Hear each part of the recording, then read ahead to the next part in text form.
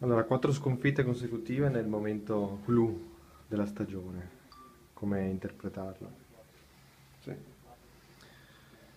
purtroppo non siamo riusciti a fare quello che dovevamo fare, abbiamo sempre cercato di portare a casa la vittoria, purtroppo non è mai arrivata.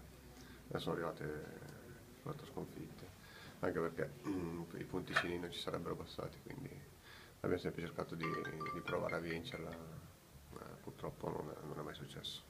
È corretto dire che questa squadra forse non poteva fare di più di così? Non lo so, però essendo stati lì dall'inizio del Mm. campionato qualche limite l'abbiamo sempre avuto, quindi ehm, sicuramente si poteva fare qualcosa in più, ma non è successo. Forse anche nella ripresa di ieri si è avuto un po' quel senso di impotenza, cioè probabilmente fosse durata anche 2 ore in più la partita, palla non voleva sapere di entrare. Sì, diciamo che non c'è mai girata per il verso giusto, forse non l'abbiamo fatta girare noi, però c'è da dire che spesso gli episodi ci sono stati sfavorevoli quest'anno. Chiaro che non ci si può attaccare agli episodi perché durante l'arco del campionato, come dicevo, se siamo sempre stati lì sotto, qualcosa vuol dire. E quali sono secondo te i motivi principali di questo campionato? È vero che Ce ne per i sarebbero, bilanci ci ce ne sarà sarebbero tempo, talmente tanti da dire che sarebbe inutile essere qua, sono mille motivi, tante colpe di tutti e quindi quando sarà finita verranno analizzate. non so, Però il rammarico più grosso qual è? Ma non essere riuscito nell'ultimo periodo a invertire la marcia nel momento in cui comunque avevamo dato dei segnali positivi dopo i risultati di Spezia, a Brescia, penso che la partita di Bari ci abbia segnato, nel senso che dopo Bari persa in casa abbiamo dovuto comunque provare a vincere le altre partite perché essendo sempre stati dietro, non sarebbero bastati i punticini, quindi quello è stato un attimino l'ultimo punto di svolta, però come dicevo è dall'inizio che siamo dietro a rincorrere, quindi bisogna partire dall'inizio. Senti, manca la matematica, però si può dire che non ci credete più.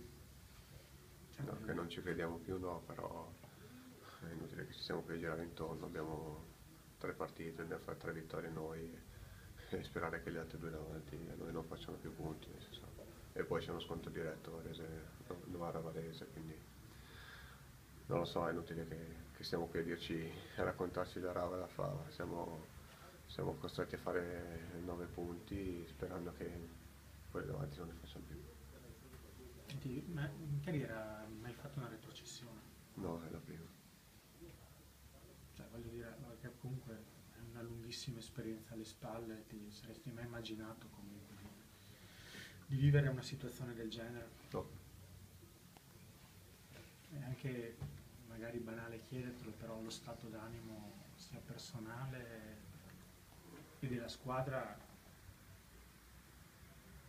basta una sbaglio. Senti, se te lo chiedessero, rimarresti in Lega Pro per tornare su subito?